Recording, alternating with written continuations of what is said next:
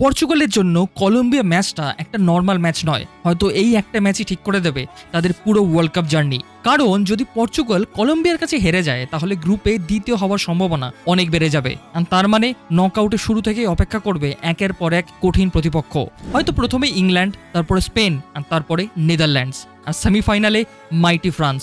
মানে ট্রফি জিততে হলে ইউরোপের প্রায় সব বড় শক্তিকেই হারাতে হবে। কিন্তু পর্তুগাল আজ জিতে যদি গ্রুপ চ্যাম্পিয়ন হয় তাহলে ছবিটা একেবারে পাল্টে যাবে। প্রথম ম্যাচে তুলনামূলকভাবে সহজ প্রতিপক্ষ, তারপরে সুইজারল্যান্ড অথবা আরেকটা তৃতীয় স্থানে থাকা দল, তারপরে হয়তো আর্জেন্টিনা, আর তারপরে ব্রাজিল বা ইংল্যান্ড গ্রুপের সেরা দলের মুখোমুখি। কাগজে কলমে এই পথটা অনেক সহজ মনে হচ্ছে, কিন্তু ওয়ার্ল্ড কাপ কখনো কাগজ কলম দেখে চলে না। 2022 বিশ্বকাপে পর্তুগাল ভেবেছিল পথটা সহজ, তারপর কি হয়েছিল মনে আছে? মরক্কোর কাছে হেরে এক মুহূর্তে শেষ হয়ে গেছিল তাদের স্বপ্ন, CR7 এর স্বপ্ন।